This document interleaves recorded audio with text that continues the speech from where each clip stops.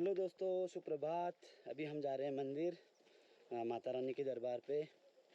और आज शनिवार का दिन है, सुबह के बज रहे हैं 8:30। तो अभी जा रहे हैं मंदिर को और आगे से आपको वहाँ का पूरा व्यू दिखाएंगे। और साथ में मेरे बच्चे हैं, ये भी जा रहे हैं। ये देखो, ये है ओजू। तो ये है हमारा गांव पटौली। वैसे हमारा जो पैतृक गांव है वो नरगोली, ये जो सामने दिख रहा है आगे, उसकी लोकेशन मैं बाद में दूंगा आपको। और वो नीचे हमारा घर है। और जो मेरे नए वीडियो आएंगे तो उन पे मैं आपको दिखाऊंगा अपना घर। अब कल क्या हुआ था, कल की कहानी मैं बता रहा हूँ आपको। कल हम गए थे बागेश्वर ये गाड़ी लेके, क्योंकि ये 2 साल से गाड़ी बंद पड़ी थी। अभी कोई चलाने वाला था नहीं इसको। तो कल क्या हुआ, मार्केट में थे तो वहाँ पे ये बच्चे से, मेरी बच्ची भी साथ में थी। पता नहीं चाबी कहाँ गुम हो गई थी। अब बच्चे ने पकड़ा होगा उस टाइम पे, मैंने भी ध्यान नहीं दिया। तो उसके बाद इसका लॉक तोड़ा। हमारे राजू श्री भगत सिंह डेसला जी थे साथ में, तो उनका पूरा सहयोग रहा इसको तोड़ने में। छीनी हथौड़ी से लगे थे बिल्कुल। करण स्वीट्स के सामने खड़ी थी ये गाड़ी। तो हम दाजू के घर पे भी गए थे कल, वहाँ बैठे थे। तो उसके बाद क्या हुआ था कि जब इसका लॉक वॉक तोड़ दिया था, उसके बाद स्टार्ट तो होगी। अब प्लग बनाया उसका, डायरेक्ट कर रखी है अभी गाड़ी। अब गाड़ी बंद थी तो टायर का भी प्रॉब्लम चल रहा था इसका, क्योंकि बहुत टाइम हो गया कि हमने इसको अभी देखा नहीं था।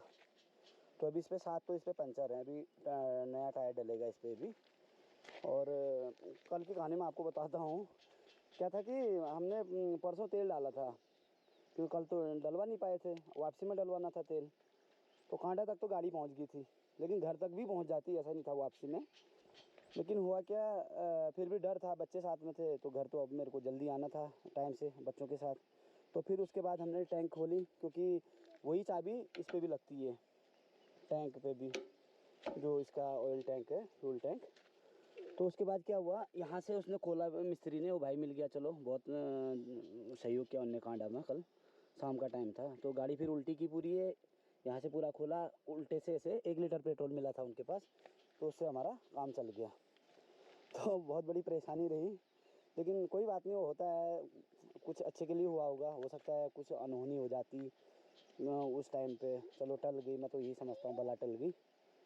चाबी खोगी कोई बात नहीं। लेकिन अब हम कल या परसों में, अभी मैंने फ़ोन किया है ये बेरीनाग, तो अगर इसका फिर वो मंगा देंगे लॉक और टायर भी, क्योंकि टायर नहीं मिल पा रहा है इसका यहाँ पे हल्द्वानी से, तो अभी मंगा। तो दगड़ियों, आप जनो मठ मंदिर ही बहुत नज़दीक छो हमारे घर पे। माँ चंडिका दरबार लगभग 500 मीटर दूर होल। लेकिन अब ये नंतिन का थोड़ा जल्दी ले छू, मम्मी का कभी दूर जान ही तो पर बाइक में जानिया।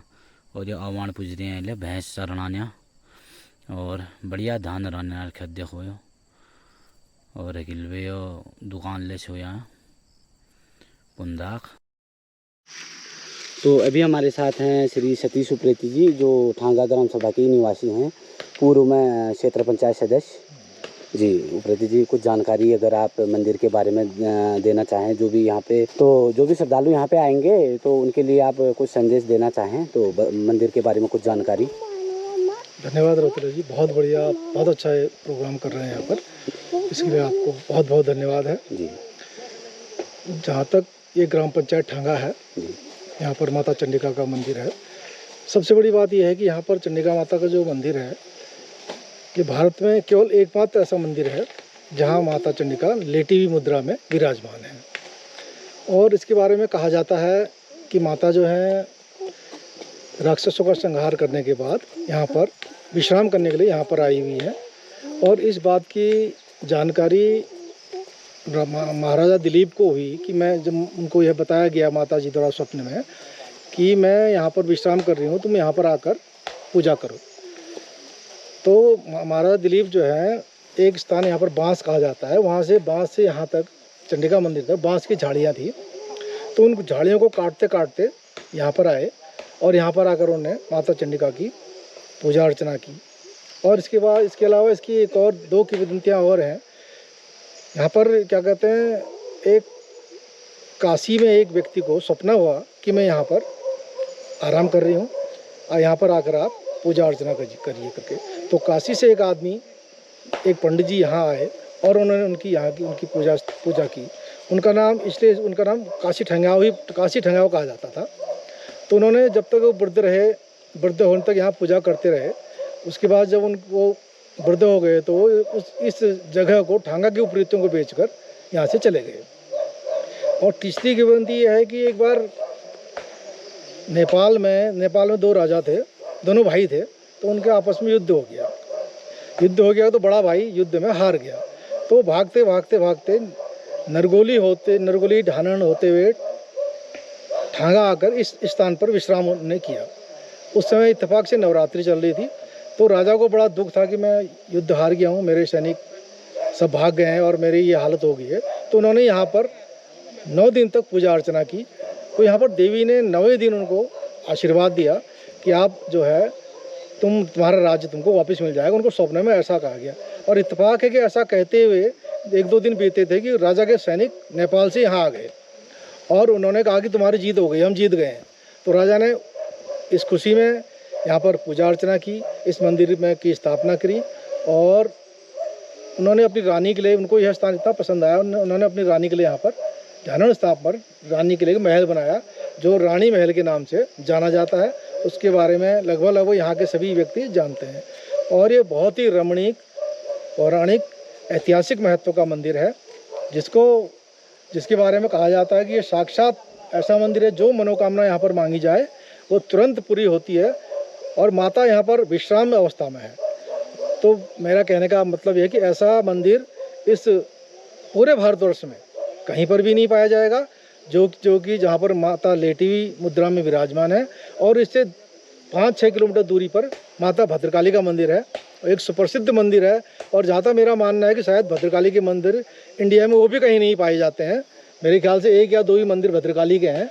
हालांकि काली का माता का, चंडिका का माता के मंदिर बहुत से पाए जाते हैं भारतवर्ष में, लेकिन भद्रकाली और चंडिका माता का लेटी हुई मुद्रा में होना ये एक दुर्लभ, अपने आप में एक दुर्लभ चीज़ है। इसी के साथ में जो मुझे जानकारी उपलब्ध थी मैंने आपको बताई। रौताली जी को पुनः बहुत बहुत धन्यवाद। हम इनके आभारी हैं कि इन्होंने यहाँ पर आकर इस दुर्लभ स्थान की खोज में की जानकारी के लिए हमसे पूछा।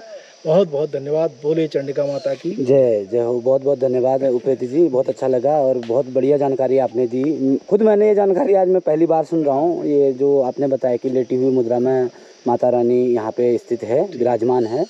और ये यहाँ पे देख सकते हैं आप आगे जो चंडिका झील है, तो यहाँ पे वहाँ से दिख नहीं रहा था, उसके बारे में तो काफ़ी जानकारी मैंने इस वीडियो में दे रखी है आप लोगों को। तो यहाँ से दिख रहा है कुछ व्यू।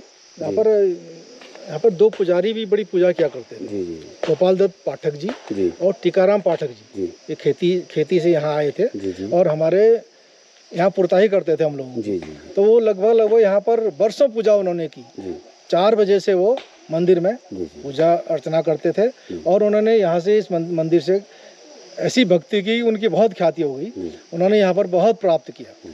और उनको जो ये जानकारी जो कालांतर में जो था, यहाँ पर मानसरोवर यात्री इसी रास्ते से कैलाश को जाते थे। तो वो यहाँ पर काफ़ी विश्राम करते थे। तो उन्होंने जो है यहाँ के स्थानीय लोगों को इस मंदिर के बारे में बताया कि वास्तव में यह मंदिर जो है जागृत अवस्था में है। यहाँ पर जो है माता शांत अवस्था में बैठी हुई हैं। तो उनको इन बारे में बहुत जानकारी थी।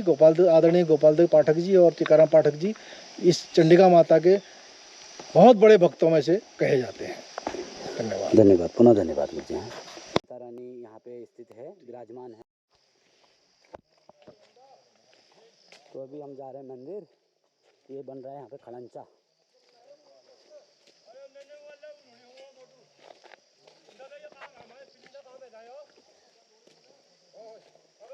भगवान जी, जय भगवान जी,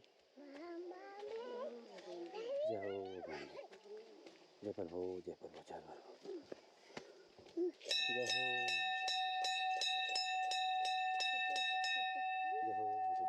वो वहाँ पे खोलेगी, वहाँ तक ले ही जाते चप्पल। जय हो, जय प्रभु। तो यहाँ पे अभी मंदिर में भी रिनोवेशन का काम चल रहा है। अभी ये इसका सौंदर्यीकरण हो रहा है यहाँ पे। अभी टाइलें लग रही इस पे, जो नई जो चमक देख रहे हो आप, बिल्कुल टाइलों की है। और टाइल्स यहाँ पे रखे हैं। और ये मंदिर कमेटी द्वारा किया जा रहा है। ये पूरा काम जय भगवान। और आपको मैं बता दूं कि कमशार घाटी का सबसे पौराणिक स्थल माँ चंडिका सिद्धिपीठ ये कमशार घाटी के ठागा ग्राम सभा में पड़ता है। ज़िला मुख्यालय से तो लमसम 60 किलोमीटर दूर रहेगा। और बेरीनाग से जो हमारे दर्शक देख रहे होंगे जो बेरीनाग से आना चाहें कमशार के लिए, बेरीनाग से रोड आती है, तो आप 8 से 10 किलोमीटर के बीच में आपको ये मंदिर मिल जाएगा। यहाँ पे 8 किलोमीटर मान लीजिए। और आइए कभी माता रानी का आशीर्वाद लीजिए। और जनेऊ संस्कार आदि किए जाते हैं। ये देखो, ये हमारे 8 सातों हुई होगी ना, गंगारे अभी तक रखे हैं। देखो ये मंदिर में समर्पित कर देते हैं इनको, नंदा गौरी जो बनाते हैं इनको। उसके बाद तो यहाँ पे रखे हैं अभी अभी यहीं रहेंगे। 2 दिन घर पे रखा जाता है इनको, उसके बाद मंदिर में रख दिया जाता है। ये देखिए दोस्तों, ये है कुंड यहाँ पे माता रानी का। और ये बहुत ही प्राचीन है। और आपको मैं बता दूं कि इसका पानी हमेशा ना ये ओवर ही रहता है, कभी कम नहीं होता है। और इसके अंदर देखिए आप छोटी छोटी मछलियाँ भी हैं यहाँ पे जो चारा वारा खाती हैं, इनको चावल वावल देते हैं। और ये देखिए आप, बहुत शानदार कुंड है। बरसात का टाइम है ना तो थोड़ी फिसलन भी हो रखी है। ये देखिए बहुत प्यारा सा कुंड है यहाँ पे। मैं आपको दिखाता हूँ। ये 3 ओर से इसके प्रवेश द्वार हैं। आप कहीं से भी प्रवेश कर सकते हैं इस कुंड में। आप आइए, बिल्कुल स्नान कीजिए, यहाँ से बाल्टी में पानी लीजिए। और यहाँ पे देखिए फीमेल लोगों के लिए भी, महिला वर्ग के लिए भी बहुत अच्छी व्यवस्था कर रखी है। उनके लिए भी यहाँ पे बाथरूम की व्यवस्था कर रखी है। आप यहाँ पे नहा सकते हैं। अगर आपको पानी लेने में दिक्कत हो तो आप यहाँ पे देखिए, जो कुंड का पानी है तो सप्लाई किया गया है यहाँ पे। आप यहाँ पे आइए, नहाइए और माता रानी के दर्शन कीजिए। क्योंकि हम लोग आज नहाने का तो मन था, लेकिन घर से ही नहा के आ गए थे तो थोड़ा लेट भी हो गया था। सुबह सुबह मम्मी को कहीं दूर जाना था तो इस चक्कर में। तो ये देखिए कितना प्यारा मंदिर। ये नदी ये जाके फिर आगे ये नरगोली वाली नदी में मिल जाती है, जो थांगा से आ रही है इसमें और जो संतोला से आ रही है। ये नदियाँ एक साथ नीचे मिल जाती है, जो ये पानी जा रहा है ना। तो दगड़ियों ये बाद हमिल मंदिर में जाए पे बतर आर में दिया बत्ती करी और पूछ पाठ करी। अगर वहाँ थोड़ा बहुत कुछ लोग नल अगरबत्ती पैकेट और रुई हुई जो खलडा भी हूँ वह रखा की, तो हमें लोग समेट भी बिहार लाए उन्होंने का। और फिर जल में प्रवाहित कर दिया उन्होंने का। और ये बात मेरे घर वाली ले पूछ पाठ करी। तो वही बात हम अभी आगे लगा निकलना फिर मंदिर पे बिहार। यहाँ पर 2 पुजारी भी बड़ी पूजा किया करते थे। जी जी गोपाल दत्त पाठक जी जी और टीकाराम पाठक जी। जी ये खेती से यहाँ आए थे जी जी और हमारे यहाँ पुरताही करते थे हम लोगों जी की। जी तो वो लगभग यहाँ पर वर्षों पूजा उन्होंने की। जी 4 बजे से वो मंदिर में जी पूजा अर्चना करते थे।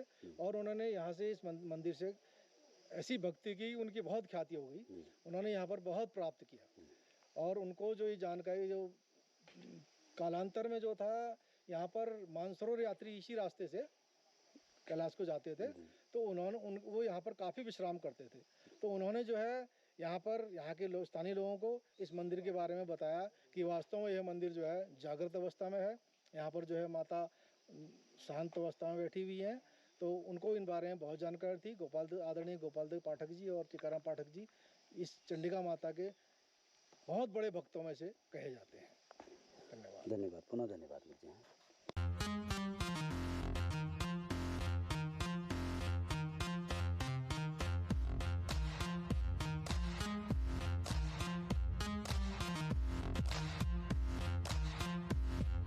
तो दगड़ियों आगे भी हम अपने घर, और यहाँ पे है ओजू, तेजू और ये काजू।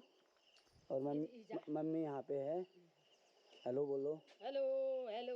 मम्मी यहाँ पे कपड़े सुखा रही है क्योंकि यहाँ पे बारिश लगी है ना, अभी बारिश का मौसम हो गया है। तो अभी हम अपने घर पे पहुँच गए हैं। यहाँ पे अब बाकी आगे की वीडियो में दिखाएंगे आप लोगों को जो भी हमारा आगे का कार्यक्रम रहेगा। ठीक है, ओके, तब तक के लिए बाय बाय।